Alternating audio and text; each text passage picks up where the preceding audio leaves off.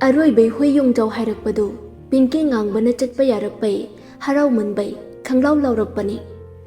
Ada Aniduna, Changlak Pagamapa Chane Kibai Khangini. Nangi Lori, Pachanan Narina, Tingla Gansta, Nawagaroman Storomdi. Hirakli Badu, Lin Hirakpani. Pinky Titabi Bajat Kanati. Birthday Chaturabani, Ebi the Life Thado Rabanina, Masadu Raga Amada, Kanna Tauri. Tombina Genesuria Lee Mami to Tombi the Paina Yanglai Aduga Comlai Kainulem Ture Yari Yari Mijingo Nayango Ohayo Watao Rashidine Ineta Vitongi Popamdana Natibong Laumandana Tahoramani Namlingida Hirekli Badu Pinkini Lee Tombi Jamam Nana Hare Wacheta Mihun Hunbia Pazarina Banidi Inim name ladana, Taroina at Pek Maladana Nangna Ribasindu, Pagini Amana Amada, Warobanungaitaba, Yang Tiba, Yaknabatamde Moy Ahomde, Adumak Asumna Hainaduna, Nangna Duna Lairabani Asumna Ngang Duna, Pinky Hoide Tolai Laisabi Kabakabak Parakbay, Lakagi Tautukwato Karayau Jarabani Lakai Sida, Moy Ahom Kangdaba, Mi Late Ahomdu Haibatangda, Loina Kangi Birthday Mapamdani Le, Pinky, Tombi, Moy Ahom, Pinky na Ligi Fonday, Every Life Thasina Thari Adubuli the day, Ahan Bani, Tombi Pinky di, Adum Tabani Pinky Tombi Hoina, Karanak Nabani, Li Hoigina Aniduga Karalap Nari, Yamna Lap Nabasunate, Every Life da, Mairabana Kamenda Angang Cheligo Pinky na Mairabaki Comendu Pai Mairaba Sarma I say Lihoi Herona drop Pinky look Laduna Makatai Genesuria Nang Ne Herona Chele Hairi I coina di Gantai Genesuri Hariba Asi Haraga Pinky di Mayaduga Wawa Nokli Pinky Gimimang to Mang Naidakai Sasat Dong Hekta Direct Harak Pasida Pau Krabali Ngasidi Mairabagi Mamang de Ikairi Pinky Sumsum Comment Mayam Pari Kaino Nang Kunokto Maraule Paziko Apambayawi Ispekupido Aigi Rizab Tameko Single Najo Lisabi Pariko Mayamgi Matang Parak Paduda Ngangbagi Comment Tenari Pinky Kangprik Kangi Ngang Bakuman Saktibe Nang Handalo Nungaine Pinky na life to Sat Muthali Aduga Maning Lom the Gentokri Lina Korino Shina Tombina Mawagi Kamen Parakibani Adu Ramne Tawni Madu Barui Le Noi Mairabada Kaigawge Nangba Dajo Nangbu Brahmanupa Koise Agya Kaunabani Haidaina Kaidorabada Manako Hanbani Moy Ahum Mayum the Halakli Waraduna Adum Tumkri Sumda Mairabadi Ngairi Lina Mrs. Tarakpa Mairaba Lina O Langalerak Tabaga Halaga came to Harak Tabuda Sauri Tauri Ngasai Kay Mairabagi Hasmola Singa Chak Tumba Ngairi Ngasai Kay Day came to Kalamde Adubulorakpada Leaning Singlakpada Ma Sounding na Kol Tauge Kali Adusungamde Sounding na Mairabasu Teng na Tumkri Pung mga Makay Tarami Li Mikap Tholakpani Ahing dunungay na tumurima Li Ngarang Mairaba Magida Jawda Kem ta Hairamjay Aduning Singlai Li Maray Bagta Makut na Thajili Duga As Ay di buko Kaurine Ay do Hairamba mo Sauramani Benupado Le Mairabada Kol Taurai Ring Kuina Chatlaga Pairai Haugatringay Makundu Ngaurap Tauraga Hello Haugatriba Tamage Le Fundo Sounding na Kai Kuide Kol Bek Taurai Tabra Aido Tumning Man Bainiba Kol Taurai do Kanano Kangaudri Nane Kangbadai Mika Kang Sing Sing Lay Mairaba Isaulang Sanarai Kaigino ngarang kem thairuktride. Ngaiko, nangdo Brahman nadra, ai kya kaugi. Yare, hainade karokano.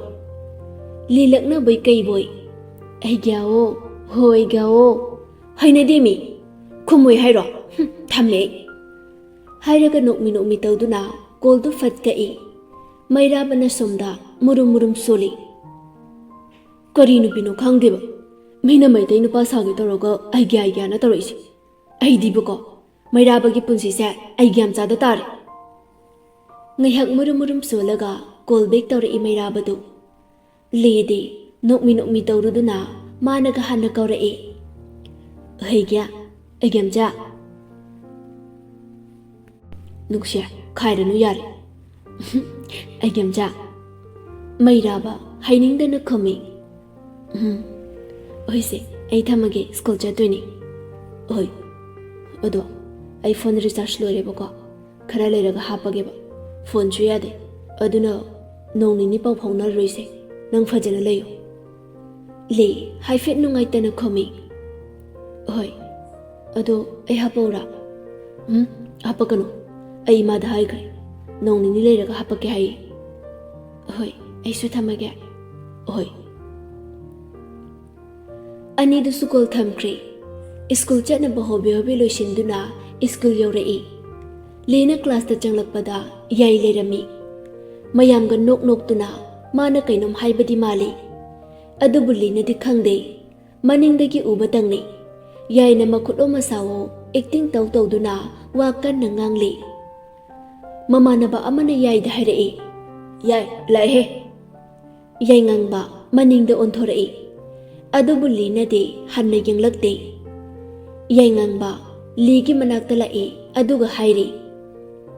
Le kaino mangina. Nana khwaidagi pambase karino. Le yai di yanglai aduga saunina khomi. Khangde. Adu nangna khangbai mathau tadi. Airo mathau taiba. Karino kem pamde. Pamdaba yaromi. Li sauna hogala aga yaida mamit ka khani yenglaga khanglaw lawraga pairaga class dai thokre. Li yaibu nungsige tarokpadai mana yaibu haina khidrabani. Lai khoiramba numitudai. Aduna ma yaiga naksanaba pamde. Haudong pame yaraba. Yai ngangba nokmi machilda soli tapna.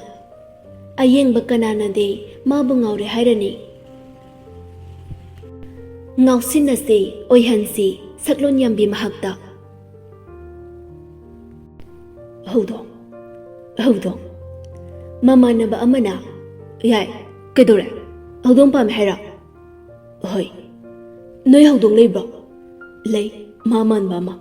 As, waride. My birthday kuidrena hangchinidana adapiduni. Ado lawbu yagadro. Ngaiko, kamaini pidubi school sida. Nate, kainomda puraga piduni. Kaida. Mama nabi ani laye ada hairaga putholaktuini. Oi, adu mai tawro dudi. Asenki haudong piduro. Piduni. Tawro nupa nang thokpa. Bell sutari class hore last period ni. Yai, Ojana ga takli du tade, lida cheptha yengli. Ojadu ngasai de, yengang bana tawri du uri bane. Handakti, Ojana yai tanaba, haurapna laura e. Yengang ba, phat lepaga. Yes sir. Kanada no nang na ngasai de ki yengido. Ibunga yengang ba. Nang si school sige, mai purakani haina thajariba, satra mani haina, Ojasing na thajari. Aduga nangna matamgi irangda yauge khale. Yai ngangba ikak tawduna makko hosanaraga ngihak lei. Aduga lida yenglai. Khuraba mamitai ispek phawna chungjing yengduna expression amatta uttabe kari haino kari pamino khangdaba masaktu ubada yai khangprek khangi. Yai de lina sauna yenglakadra khanbani. Adubu kari haino khangdaba mongduda Khangboi lakboi pakhatna hairei. Lairik haibai kaisu thamoi pale nungsi masa khangi sar matamna purakpane sar. Mayamdo wawan nokli yaigi wataduda. Ojadu ꯌꯥꯏꯒꯤ ꯎꯁꯤꯠꯇꯕ ꯃꯥꯟꯕ ꯃꯇꯧꯗꯨꯗ ꯁꯥꯎꯔꯛꯏ꯫ "Silent! Silent! Silent! Silent! Please all students, silent!" ꯃꯌꯥꯝꯗꯨ ꯇꯨꯃꯤꯟꯅ ꯂꯩ꯫ ꯑꯣꯖꯥꯗꯨꯅ, "ꯀꯔꯤꯅꯣ? ꯅꯣꯏꯅ ꯑꯣꯖꯥ ꯑꯃ ꯂꯩ ꯍꯥꯏꯕꯒꯤ ꯔꯦꯁꯄꯦꯛꯁꯨ ꯎꯠꯇꯕ ꯅꯣꯏꯅ? ꯁꯦ, ꯂꯥꯏꯔꯤꯛ ꯇꯝꯕ ꯂꯥꯛꯏꯔꯣ? ꯅꯠꯇ꯭ꯔꯒ ꯏꯔꯥꯡ ꯇꯧꯕ ꯂꯥꯛꯏꯔꯣ? ꯍꯥ? ꯁ꯭ꯇꯨꯗꯦꯟꯠ ꯑꯃ ꯑꯣꯏꯔꯗꯤ ꯑꯣꯖꯥꯗ ꯔꯦꯁꯄꯦꯛ ꯇꯧꯒꯗꯕ꯫ ꯁ꯭ꯀꯨꯜ ꯃꯅꯨꯡꯗ ꯂꯩꯔꯤ ꯃꯈꯩ ꯗꯤꯁꯤꯄ꯭ꯂꯤꯟ ꯂꯩꯅ ꯆꯠꯇꯧꯕꯅꯤ꯫ ꯑꯩꯈꯣꯏꯁꯦ ꯅꯣꯏꯕꯨ ꯇꯥꯛꯄꯤ ꯇꯝꯕꯤꯔꯤꯕ ꯏꯁꯣꯔ ꯑꯃꯅꯤ꯫ ꯌꯥꯔꯦ, ꯉꯁꯤꯒꯤꯗꯤ ꯑꯩ ꯊꯣꯛꯑꯦ." ꯄꯨꯂꯞ ꯂꯦꯞꯈꯠꯇꯨꯅ ꯑꯄꯨꯟꯕ ꯈꯣꯟꯖꯦꯜꯗ ꯁꯣꯟꯊꯥꯡꯅꯅ ꯍꯥꯏꯔꯤ, "sorry sir, it's okay, sit down." ꯑꯣꯖꯥꯁꯨ ꯁꯥꯎꯗꯨꯅ ꯊꯣꯛꯈ꯭ꯔꯦ꯫ ꯑꯁꯨꯝꯅ ꯀ꯭ꯂꯥꯁ ꯂꯣꯏꯔꯦ꯫ ꯌꯥꯏꯉꯪꯕꯅ ꯉꯥꯏꯖꯔꯛꯄ ꯅꯨꯃꯤꯠ ꯖꯨꯟ 2 ꯂꯤꯒꯤ ꯕꯔꯊꯗꯦꯗꯨ ꯉꯁꯤ ꯑꯣꯏꯔꯦ꯫ ꯁ꯭ꯀꯨꯜ ꯁꯨꯇꯤ ꯊꯥꯔꯝꯗꯦ꯫ ꯑꯗꯨꯕꯨ ꯌꯥꯏꯉꯪꯕꯗꯤ ꯁ꯭ꯀꯨꯜ ꯂꯥꯛꯂꯝꯗꯦ꯫ ꯁꯣꯝꯗ ꯌꯥꯏꯉꯪꯕꯅ ꯉꯥꯡꯕꯗ ꯄꯤꯡꯀꯤꯒ ꯇꯣꯝꯕꯤꯒꯅ ꯇꯧꯔꯒ ꯂꯤꯕꯨ ꯄꯨꯊꯣꯔꯛꯅꯕ ꯍꯥꯏꯍꯜꯂꯤ꯫ ꯑꯌꯨꯛꯇ ꯐꯣꯟꯗ ꯄꯤꯡꯀꯤ ꯉꯥꯡꯕ ꯀꯟꯅ ꯃꯔꯩ ꯇꯧꯅꯔꯤ꯫ ꯉꯥꯡꯕꯅ ꯍꯥꯏꯔꯤꯗꯨ ꯂꯤꯅ ꯌꯥꯔꯣꯏ ꯈꯪꯕꯅ ꯁꯥꯎꯏ ꯉꯥꯡꯕꯗ꯫ "ꯌꯥꯔꯛꯑꯣꯏꯃꯤ, ꯅꯪꯅ ꯑꯗꯨꯛ ꯌꯥꯝ ꯍꯩꯄꯥ ꯁꯥꯏꯗꯣ ꯀꯩꯒꯤꯅꯣꯕ? ꯅꯊꯧꯒ ꯂꯩꯖꯗ꯭ꯔꯕꯣ? ꯑꯗꯣ ꯅꯪꯅ ꯈꯔ ꯄꯨꯊꯣꯛꯂꯛꯑꯣ ꯍꯥꯏꯕꯅꯤ, ꯁꯛꯊꯤꯕꯤ." ꯄꯤꯡꯀꯤ ꯈꯔ ꯍꯥꯏꯅꯤꯡꯗꯅ ꯆꯤꯡꯂꯒ ꯀꯧꯏ꯫ "ꯗꯥꯉꯥꯡ." "ꯍꯥꯎ, ꯑꯗꯨ ꯌꯥꯅꯕ ꯅꯪꯅ ꯑꯝꯇ ꯁꯤꯜꯂꯣꯕꯁꯦ, ꯁꯛꯊꯤꯕꯤ." ꯄꯤꯡꯀꯤ ꯉꯥꯡꯕꯒ ꯉꯥꯡꯅꯕ ꯉꯝꯃꯔꯣꯏ ꯈꯟꯕꯗꯩ ꯍꯣꯏ ꯍꯥꯏꯔꯒ ꯃꯊꯥ ꯁꯥꯅ ꯀꯣꯜ ꯊꯝꯈ꯭ꯔꯤ꯫ ꯑꯦꯕꯤ ꯋꯥꯆꯞ ꯂꯤꯒꯤ ꯋꯤꯁꯅ ꯄꯨꯡꯊꯜ ꯊꯜꯂꯦ꯫ ꯂꯤ ꯃꯌꯥꯝꯒꯤ ꯋꯤꯁ ꯔꯤꯄ꯭ꯂꯥꯏ ꯄꯤꯕꯗ ꯁꯤꯗꯧꯔꯦ꯫ ꯁ꯭ꯀꯨꯜꯗꯁꯨ ꯌꯥꯏꯉꯪꯕꯅ ꯄꯨꯁꯟ ꯁꯟꯗꯣꯛꯂꯝꯕꯗꯩ ꯃꯌꯥꯝꯁꯨ ꯂꯣꯏꯅ ꯈꯪꯕꯗꯩ ꯋꯤꯁ ꯂꯣꯏꯅ ꯄꯤꯅꯔꯛꯏ꯫ ꯅꯨꯄꯥ ꯈꯔꯗꯤ ꯒꯤꯐꯠ ꯄꯤꯔꯛꯄ ꯌꯥꯎꯏ꯫ ꯑꯇꯩꯁꯨ ꯂꯣꯏꯅ ꯄꯤꯅꯔꯛꯏ꯫ ꯑꯗꯨꯕꯨ ꯂꯤ ꯃꯥꯏ ꯕꯔꯊꯗꯦꯅꯦ ꯈꯜꯂꯒ ꯀꯩꯝꯇ ꯈꯟꯗꯕꯤ ꯍꯔꯥꯎ ꯂꯧꯁꯜꯂꯝꯃꯤ꯫ ꯑꯃꯔꯣꯝꯗ ꯌꯥꯏꯉꯪꯕ ꯂꯥꯛꯑꯝꯗꯕꯁꯦ ꯂꯤꯗꯤ ꯋꯥꯏ ꯁꯪꯂꯦ꯫ ꯑꯗꯨꯕꯨ ꯂꯤ ꯈꯔꯗꯤ ꯅꯨꯡꯉꯥꯏꯖꯗꯦ꯫ ꯃꯩꯔꯥꯕꯅ ꯀꯩꯝꯇ ꯍꯥꯏꯕꯤꯔꯛꯇꯕꯗꯨꯗ ꯍꯥꯏꯖꯍꯟꯅꯤꯡꯕ, ꯇꯧꯍꯟꯅꯤꯡꯕ ꯃꯍꯥꯛꯅ ꯍꯥꯏꯔꯛꯇ꯭ꯔꯕ, ꯇꯧꯔꯛꯇ꯭ꯔꯕꯗ ꯋꯥꯈꯜ ꯀꯩꯁꯨ ꯅꯨꯡꯉꯥꯏꯇꯦ꯫ ꯑꯗꯨꯃꯛꯅꯤ ꯂꯤꯅ ꯇꯧꯔꯤꯁꯦ꯫ ꯑꯗꯨꯕꯨ ꯃꯌꯥꯝ ꯃꯥꯡꯗꯗꯤ ꯍꯔꯥꯎꯕ ꯁꯥꯗꯨꯅ ꯂꯩꯔꯦ꯫ ꯄꯤꯡꯀꯤ, ꯇꯣꯝꯕꯤ ꯂꯤ ꯍꯣꯏꯗ ꯂꯥꯛꯂꯝꯃꯤ꯫ ꯄꯤꯡꯀꯤꯅ, "ꯅꯪꯗꯤ ꯉꯁꯥꯏꯗꯩ ꯀꯩꯝꯇꯒ ꯍꯥꯏꯔꯛꯇꯦꯅꯦ, ꯒ꯭ꯌꯥꯅꯦꯁꯣꯔꯤ ꯁꯥꯔꯤꯕ ꯀꯥꯏꯗꯨꯔꯣ?" ꯇꯣꯝꯕꯤꯅ, "ꯑꯗꯨꯅꯦ ꯍꯥꯏꯁꯦ, ꯃꯥꯏ ꯕꯥꯔꯊꯗꯦꯅꯦ ꯍꯥꯏꯔꯒ." "ꯑꯩꯁꯨ ꯁ꯭ꯀꯨꯜ ꯍꯜꯂꯛꯄꯗ ꯉꯥꯏꯔꯤ, ꯍꯥꯏꯔꯛꯀꯦ ꯇꯧꯔꯝꯕꯅꯦ." "ꯍꯣꯏꯁꯦ, ꯑꯗꯣ ꯂꯥꯛꯑꯣ, ꯅꯪ ꯕꯔꯊꯗꯦ ꯇꯧꯔꯔꯣꯏꯗꯕꯅꯤꯅ ꯀꯩꯅꯣꯝ ꯆꯥꯔꯨꯁꯦ ꯑꯩꯈꯣꯏ ꯑꯍꯨꯝ꯫ ꯆꯦꯒ ꯄꯥꯒꯗꯁꯨ ꯍꯥꯏꯔꯝꯃꯨ, ꯂꯥꯏꯕꯨꯡ ꯆꯤꯡꯗꯁꯨ ꯁꯥꯟꯅꯔꯨꯁꯦꯕ." "ꯚꯥꯏ, ꯑꯁ ꯆꯦꯗ ꯍꯥꯏꯔꯒ ꯑꯆꯥꯄꯣꯠ ꯑꯣꯏꯅ ꯂꯩꯔ ꯆꯥꯔꯁꯤ ꯌꯨꯝꯗ, ꯑꯩꯗꯣ ꯏꯁꯥ ꯅꯨꯡꯉꯥꯏꯇꯦꯕ." "ꯌꯥꯔꯦꯀꯣ, ꯒ꯭ꯌꯥꯅꯦꯁꯣꯔꯤ ꯁꯥꯕ ꯂꯦꯞꯄꯣ." ꯂꯤꯁꯨ ꯕꯤꯠꯀ ꯂꯩꯇꯕꯅꯦ꯫ ꯑꯗꯨꯕꯨ ꯃꯃꯥꯟꯅꯕꯤ ꯑꯅꯤꯅ ꯍꯥꯏꯃꯟꯕꯗꯩ ꯂꯥꯏꯕꯨꯡꯉꯣ ꯆꯤꯡꯗ ꯍꯥꯟꯅ ꯂꯥꯛꯏ꯫ ꯂꯤꯕꯨ ꯍꯥꯟꯅ ꯆꯪꯂꯝꯃꯣ ꯍꯥꯏꯔꯒ ꯄꯤꯡꯀꯤꯒ ꯇꯣꯝꯕꯤꯒꯅ ꯀꯦꯟꯇꯤꯟꯗꯩ ꯑꯆꯥꯄꯣꯠ ꯂꯩꯔꯛꯈꯤꯒꯦ ꯍꯥꯏꯔꯝꯃꯒ ꯀꯦꯟꯇꯤꯟꯂꯣꯝꯗ ꯆꯪꯈ꯭ꯔꯦ꯫ ꯂꯤ ꯇꯞꯂꯤ ꯆꯪꯉꯤ꯫ ꯃꯈꯥꯗ ꯅꯣꯟꯊꯔꯒ ꯑꯁꯨꯝ ꯂꯥꯛꯂꯝꯕꯅꯤ꯫ ꯑꯗꯨꯕꯨ ꯋꯥꯡ ꯆꯥꯎꯔꯕ ꯅꯨꯄꯥ ꯑꯃꯗ ꯒꯣꯛ ꯍꯦꯛ ꯋꯥꯏꯁꯜꯂꯨꯔꯦ꯫ ꯂꯤ ꯃꯅꯤꯡ ꯈꯔ ꯍꯜꯂꯒ ꯇꯨꯁꯤꯜꯂꯤ꯫ ꯃꯀꯣꯛꯇꯨ ꯄꯥꯏꯔꯒ ꯌꯦꯡꯈꯠꯂꯛꯏ꯫ ꯎꯔꯦ ꯃꯤꯃꯥꯡꯗ ꯐꯖꯔꯕ ꯑꯉꯧꯕ ꯃꯆꯨꯒꯤ ꯕꯨꯞ ꯂꯥꯎꯕ ꯍꯧꯗꯣꯡ ꯑꯃ ꯄꯝꯗꯨꯅ ꯃꯉꯣꯟꯗ ꯌꯦꯡꯗꯨꯅ ꯂꯩꯔꯝꯕꯗꯨ ꯌꯥꯏꯉꯪꯕꯅꯤ꯫ ꯌꯥꯏꯉꯪꯕ ꯇꯨꯁꯤꯜꯂꯤꯕ ꯂꯤꯒꯤ ꯃꯅꯥꯛꯇ ꯃꯥꯁꯨ ꯐꯝꯊꯔꯛꯇꯨꯅ ꯍꯧꯗꯣꯡ ꯑꯗꯨ ꯂꯤꯗ ꯄꯤꯔꯛꯏ꯫ ꯂꯤ ꯀꯩꯝꯇ ꯍꯥꯏꯗꯕꯤ ꯍꯧꯗꯣꯡꯗꯨ ꯄꯝꯃꯤ꯫ ꯑꯗꯨꯒ ꯇꯞꯅ ꯁꯣꯟꯊꯥꯡꯅꯅ ꯍꯥꯏꯔꯛꯏ ꯌꯥꯏꯅ, "ꯍꯦꯄꯤ ꯕꯔꯊꯗꯦ ꯁꯣꯅꯣ, ꯍꯧꯗꯣꯡ ꯉꯥꯎꯕꯤ." ꯂꯤ ꯌꯥꯏꯉꯪꯕꯗ ꯌꯦꯡꯈꯠꯂꯛꯏ꯫ ꯅꯥꯀꯟꯗꯒꯤ ꯑꯄꯨꯟꯕ ꯈꯣꯟꯖꯦꯜꯗ ꯋꯤꯁ ꯄꯤꯔꯛꯏ, "ꯍꯦꯄꯤ ꯕꯔꯊꯗꯦ ꯂꯤ." ꯍꯥꯏꯔꯛꯂꯤꯕ ꯈꯣꯟꯖꯦꯜꯂꯣꯝꯗ ꯂꯤ ꯌꯦꯡꯂꯛꯏ꯫ ꯎꯔꯦ ꯄꯤꯡꯀꯤ, ꯉꯥꯡꯕ, ꯇꯣꯝꯕꯤ ꯂꯦꯞꯇꯨꯅ ꯄꯤꯛꯇꯛ ꯇꯧꯕ ꯀꯦꯛ ꯃꯆꯥ ꯑꯃ ꯄꯥꯏꯗꯨꯅ ꯂꯦꯞꯂꯤꯕꯗꯨ꯫ ꯌꯥꯏꯉꯪꯕꯅ, "ꯍꯧꯒꯠꯂꯣ, ꯑꯗꯨꯝ ꯐꯝꯃꯗꯧꯔꯕꯣ?" ꯄꯤꯡꯀꯤꯅ, "ꯌꯥꯔꯦ, ꯀꯣꯟꯅ ꯍꯥꯏꯅꯔꯣ, ꯑꯆꯥꯄꯣꯠ ꯍꯥꯟꯅ ꯆꯥꯁꯦ." ꯉꯥꯡꯕꯅ, "ꯊꯤꯕꯣꯡꯗꯤ ꯂꯩꯇ꯭ꯔꯦꯍꯦ." "ꯍꯦ, ꯌꯣꯡꯖꯥꯎ ꯍꯥꯏꯁꯤꯅꯦ, ꯅꯪ ꯊꯛꯄ ꯉꯝꯗꯧ ꯃꯥꯟꯗ꯭ꯔꯦ ꯑꯩ." "ꯈꯔꯤ, ꯌꯥꯔꯦ, ꯆꯥꯔꯣꯏ ꯑꯝꯇ." "ꯁꯛꯊꯤꯕꯤ, ꯐꯥꯒꯤ ꯇꯧꯅꯤꯃꯤ." ꯑꯅꯤꯒꯤ ꯃꯑꯣꯡꯗꯨꯗ ꯇꯨꯃꯤꯟꯅ ꯂꯩꯔꯝꯕ ꯂꯤ ꯍꯧꯖꯤꯛꯇꯗ ꯃꯃꯣꯟ ꯅꯣꯛꯂꯗꯨꯅ ꯋꯥ ꯉꯥꯡꯂꯛꯏ꯫ "ꯍꯦ, Paktiko, miyamle, kenarakanonta, nokningi. Gene Surya Ngang Bana Le, Nangi Hodong today, coming Tondoriga. Li, Yadi Yang Lai, Karanda Tauraga Java, Ngang Badi Sat Hide. Is Yaidangi Bakaidroha. Oi, Anglaine, Chakrananga, Luhongba. Yaina Kumlapani. Pajare, Sahibti Ngangba, Makut Kadulo Naraga Kuram Seli. Joy, Pinjari, Masano Yada Taurido. Ayaba Kuditu Hairaga Pinkida, Makut Tinjili, Aduga, Michi Kachili. Asumna, Ligi Birthday Suluiki. Karino Haiba, Wahangamadi Hangli. Karigi Asuk Hainada Banupaduna, Taubadalina Karigi, Tumina Ladiba. Wa Amata Haidoktriba. Momon Minoka Loinana, Tumina Laikiba. Ngaktra, Saklon Haibinangse. Karigi Adumna Tauri, Migi Tamoiba Sum Libra, Ngawal Libra. Nung Sidi Pam de Sohai, Karigi Amuksu, Game Tahidriba. Yengsi, Mahaki Kumhai. Nong Manomagi, Sum Haujin Kri. Nong Masande Su Ibanumitni. Suti Numit Ko Ibane, Santi, Hemantagi Marupni. Ayuk Amada Koiraklami. Santina. Ita, Nazanupi Atumbirashina. Lisabi Parina Uita Nong Monomugi, Ita Singla Jarokpane, Equina Hal Orekpane, Itaugi, Itanupa Maga, Nupi Macha Maganido, Itanupa Yaubuse, Nungai Jaramnida Hemantana Asi Hairaga, Pulap Nokmine, Lina Suklaga Pa, Nupa Pok the Bayadi Kaina Labor, Nupi Equidi, Kayuinoga. Aduro ise nupa oina poglam dena taxi solida Machil machaduna sauri ga tauraduna hairakpaduda mapa anidude hena nokningkhri Hemantana Ihe macha nangbu onthokpanida Santina Sidala one babagi nakta wari sasi jaga Hoi baba Le Santi ke manakta phami Ichadi chawrida lesabi phare class kya tamlaba 9. Yam kari de ichadya. Baba. Asumna, wari watai khara saraga, Santi suhankri. Nongma, Laisi amadi, Ligi Laikidraba, Mamagi hekpok minaba, Manaw nupi, Mabanigina, Mandom jawi de laklami. Mama abi hoigisu, Nupi ngakta anini. Mandom ja abena, Machani lakpada haraw na kausili.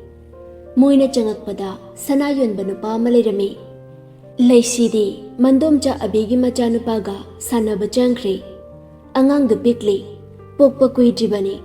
Mirol galajadabane, Mari matanaga yamdabane, Abi hoigisu, Mane makuga, Mainupaga, Maga machagalebani. Abena sanakara yung lambayni. Sanayon banupadugi, Managdali supami. Maso haiboy haitaboy, sanayingli. Ngayak leiraga, Sanayon banupaduna, Ligi kubag mari yengi. Sanayon banupado, Pisum anidu suklaga, Asum nahay. Nang sibima, Machuda na hairaga na, White chane, Black chana deko. Aduga, Punchigi lambida na, Nasana hot narati, Maipakane. Nupada yung lagana, Laybak panupa, Kuchumu banupa chanagane. Angaw banupati chanade. Nanga pokpa thama na banupa su chanade. Ay na hairibase, chanarabane. Aduga nangsi, nawalaw di haibalayne. Ay na yari kayay, yadradi nawalaw di hay na chatpamidane. Yam sawgali. Nupa sa thiba thengnaradi, nang asawba utpangamay, mangonda. Is, luribo nang gise. Loire, liyay gi punchisi. Asum na nongali, linga sidi, ngannaga hawgatlaga, iruga luraduna, paneka setladana, chandonga tilladuna, laiduk thanaba, hailayga hapladana puthogla imangolda. Hemanta khabar paduna lairami. Hemanta, machada ngakna yinglaga. Macha, ngasidi kay numit no, nachedi kay dore ha. Ichedo, masangam haudiye. Hemantadu, machanupi bulakna boy kay boy hairi. Hoyne, machina masangam jaharadi, ꯅꯪꯁꯨ ꯅꯣꯡ ꯐꯥꯗꯣꯛ ꯇꯧꯕ ꯌꯥꯏꯅ ꯍꯩꯃꯥ ꯏꯆꯥꯗꯤ ꯂꯣꯏꯔꯒ ꯍꯋꯥꯏꯖꯥꯔ ꯂꯣꯟꯗꯧꯔꯤꯕꯣ ꯊꯧꯔꯥꯅꯤ ꯃꯆꯥ ꯃꯥꯜꯂꯤꯅꯦ ꯆꯟꯗꯣꯟꯒ ꯊꯤꯜꯂꯗꯅ ꯍꯦꯃꯟꯇ ꯃꯆꯥꯕꯨ ꯌꯦꯡꯖꯔꯒ ꯅꯣꯛꯆꯔꯤ ꯂꯤ ꯄꯩꯔꯒ ꯃꯆꯤꯜꯒꯗꯨ ꯇꯨꯝꯊꯣꯛꯑꯗꯨꯅ ꯄꯩꯔꯤ ꯄꯩꯔꯤ ꯈꯨꯝꯂꯤ ꯃꯤ ꯅꯣꯡ ꯐꯥꯗꯣꯛ ꯗꯨꯛ ꯊꯥꯕꯩ ꯆꯟꯗꯣꯟ ꯊꯤꯟꯕꯁꯤꯗ ꯌꯥꯔꯦ ꯊꯤꯟꯖꯔꯔꯣꯏ ꯑꯝꯇ ꯍꯥꯏꯔꯒ ꯁꯨꯃꯥꯡꯂꯣꯝꯗ ꯒꯝ ꯒꯝ ꯆꯠꯈ꯭ꯔꯤ ꯂꯤ ꯃꯆꯦ ꯃꯁꯥ ꯅꯨꯡꯉꯥꯏꯇꯦ ꯍꯥꯏꯕꯗꯨꯗ ꯏꯃꯨꯡꯒꯤ ꯂꯣꯏꯁꯤꯟꯕ ꯌꯥꯕꯈꯩ ꯂꯣꯏꯁꯤꯜꯂꯝꯃꯤ ꯂꯤ ꯅꯨꯄꯤ ꯑꯃ ꯑꯣꯏꯕꯩ ꯊꯕꯛ ꯏꯟꯈꯥꯡ ꯁꯤꯠ ꯅꯥꯟꯈꯩ ꯍꯩ ꯑꯗꯨꯕꯨ ꯑꯇꯣꯝꯕꯤ ꯑꯣꯏꯕꯒꯤ ꯀꯦꯊꯣꯛꯏꯅꯤ ꯃꯆꯦ ꯂꯩꯌꯦꯅ ꯇꯧꯗ꯭ꯔꯤꯅꯤ ꯃꯆꯦꯁꯨ ꯃꯥꯒ ꯃꯥꯟꯅꯕ ꯇꯟꯗꯅ ꯑꯗꯨꯝ ꯃꯇꯣꯝꯗ ꯇꯧꯗꯣꯏꯅꯤ ꯃꯤꯁꯨ ꯌꯥꯝꯗꯕꯅꯤꯅ ꯊꯕꯛꯇꯤ ꯂꯩꯇꯦ ꯆꯥꯛ ꯊꯣꯡꯕ ꯋꯥꯏ ꯇꯩꯕ ꯑꯁꯤꯇꯪꯅꯤ ꯂꯤ ꯁ꯭ꯀꯨꯜ ꯍꯜꯂꯛꯏ ꯃꯥ ꯃꯩꯔꯥꯕꯒ ꯂꯣꯏꯅꯕꯗꯩ ꯌꯥꯏꯉꯥꯟꯕꯒ ꯀꯌꯥ ꯀꯧꯅꯗ꯭ꯔꯤ ꯂꯣꯏꯅꯗ꯭ꯔꯤ ꯂꯤꯅ ꯌꯥꯏꯉꯥꯟꯕꯗꯩ ꯊꯩ ꯊꯩꯗꯨꯅ ꯆꯦꯜꯂꯤ ꯌꯥꯏꯅ ꯋꯥꯔꯤ ꯁꯥꯁꯦ ꯍꯥꯏꯔꯁꯨ ꯃꯥ ꯑꯗꯨ ꯌꯥꯎꯔꯤ ꯁꯪꯗꯦ ꯈꯣꯠꯇꯦ ꯑꯗꯨꯝ ꯍꯥꯏꯔꯒ ꯂꯩ ꯑꯗ ꯌꯥꯏꯁꯨ ꯏꯀꯥꯏꯗꯅ ꯑꯗꯨꯝ ꯍꯥꯏꯔꯛꯇ꯭ꯔꯤ ꯅꯨꯡꯗꯥꯡꯒꯤ ꯆꯥꯛ ꯇꯣꯛꯂꯒ ꯇꯨꯝꯂꯝꯗꯥꯏꯗ ꯂꯤ ꯃꯩꯔꯥꯕꯗ ꯃꯦꯁꯦꯖ ꯊꯥꯏ ꯕꯦꯠ ꯅꯨꯄꯥ ꯑꯩ ꯕꯦꯠ ꯅꯠꯇꯦꯀꯣ ꯋꯥ ꯑꯃ ꯍꯥꯏꯌꯨꯔꯥ ꯍꯥꯏꯔꯛꯑꯣ ꯈꯔꯅ ꯍꯥꯏꯔꯒꯦ ꯅꯪꯗꯣ ꯀꯩ ꯅꯨꯃꯤꯠꯇ ꯄꯣꯛꯀꯦ ꯑꯁ ꯃꯃꯜ ꯍꯦꯜꯂꯤꯔꯣ ꯍꯥ ꯀꯩꯗꯧꯔꯦ ꯇ꯭ꯌꯨꯁꯗꯦꯗ ꯍꯥꯏꯒꯦ ꯑꯗꯨꯕꯨꯔꯣ ꯑꯩꯒ꯭ꯌꯥ ꯀꯧꯔꯛꯀꯅꯨ ꯍꯩꯅꯗꯦꯕ ꯍꯣꯏ ꯒ꯭ꯌꯥ ꯀꯩꯅꯣ ꯈꯨꯝꯗ꯭ꯔꯤ ꯍꯩꯅꯗꯦ ꯍꯥꯏꯕ ꯂꯥꯁ ꯑꯣꯏꯅ ꯑꯩꯒ꯭ꯌꯥ ꯃꯩꯔꯥꯕ ꯂꯤꯒꯤꯗꯨꯗ ꯈꯨꯝꯅꯤꯡꯗꯅ ꯈꯨꯝꯃꯤ ꯍꯥꯎ ꯑꯗꯨꯅꯦꯕ ꯑꯗꯨꯝ ꯈꯨꯝꯃꯨꯀꯣ ꯑꯩꯒ꯭ꯌꯥ ꯑꯗꯨ ꯍꯥꯏꯔꯣ ꯅꯍꯥꯟꯅꯦꯀꯣ ꯈꯨꯕꯥꯛ ꯃꯔꯤ ꯌꯦꯡꯉꯤꯕꯀꯣ ꯀꯩꯗꯧꯔꯕ ꯀꯩ ꯍꯥꯏꯔꯛꯀꯦ ꯑꯗꯥꯏꯗ ꯇ꯭ꯌꯨꯁꯗꯦ ꯄꯣꯛꯄ ꯅꯨꯄꯥ ꯀꯨꯆꯨ ꯃꯨꯕ ꯅꯨꯄꯥꯗ ꯂꯩꯔꯗꯤ ꯅꯨꯡꯉꯥꯏꯅꯤꯌꯦ ꯑꯗꯣ ꯅꯪꯗꯣ ꯇ꯭ꯌꯨꯁꯗꯦꯁꯨ ꯄꯣꯛꯏ ꯀꯨꯆꯨꯁꯨ ꯀ꯭ꯔꯤꯁꯅꯅꯤꯗꯅ ꯑꯗꯣ ꯀꯩꯗꯧꯔꯒꯦ ꯀꯩꯝ ꯇꯧꯗꯦ ꯉꯥꯎꯁꯤꯟꯅꯅꯨ ꯉꯥꯎꯅꯗꯦ ꯍꯣꯏ ꯉꯥꯎꯁꯤꯟꯅꯅꯣꯕ ꯀꯣꯏꯒꯗꯧꯕ ꯅꯨꯄꯤ ꯀꯣꯏꯍꯧꯔꯣ 12 ꯂꯣꯏꯕꯒ ꯒ꯭ꯌꯥꯟ ꯇꯥꯔꯣ ꯑꯗꯨꯅ ꯀꯩ ꯍꯥꯏꯕ ꯑꯩꯗꯣ ꯅꯪꯒꯤꯗꯃꯛ ꯂꯦꯞꯆꯒꯦ ꯂꯦ ꯇꯥꯔꯤꯌꯦ ꯑꯩꯒꯤ ꯃꯆꯥ ꯂꯦꯞꯄꯨꯀꯣꯗꯣ ꯑꯩꯒꯤ ꯑꯣꯏꯅ ꯅꯪꯅ ꯑꯩ ꯉꯥꯎꯁꯤꯟꯅꯔꯣꯏꯒꯦ ꯉꯁꯤꯁꯦ ꯗꯦꯠ ꯀꯌꯥꯅꯣ ꯖꯨꯟ 11 ꯉꯥꯏꯀꯣ ꯅꯪ ꯕꯔꯗꯦ ꯗꯦꯠ 2 ꯅꯠꯇ꯭ꯔꯥ ꯑꯌꯥ ꯑꯩꯗꯣ ꯐꯣꯟ ꯄꯩꯁꯥ ꯌꯥꯎꯗꯕꯩ ꯍꯥꯏꯍꯧꯗ꯭ꯔꯤ ꯀꯩꯝ ꯀꯥꯏꯗꯦꯗ ꯑꯗꯣ ꯑꯩꯁꯨ ꯅꯪ ꯅꯨꯡꯁꯤ ꯑꯩꯒꯤ ꯃꯆꯥ ꯀꯌꯥꯒꯤ ꯊꯧꯔꯥꯅꯦ ꯑꯣꯏꯈ꯭ꯔꯦ ꯃꯩꯔꯥꯕꯁꯨ ꯂꯤꯒꯤ ꯑꯩꯒꯤ ꯃꯆꯥ ꯂꯤꯁꯨ ꯑꯣꯏꯈ꯭ꯔꯦ ꯃꯩꯔꯥꯕꯒꯤ ꯊꯧꯔꯥꯅꯤ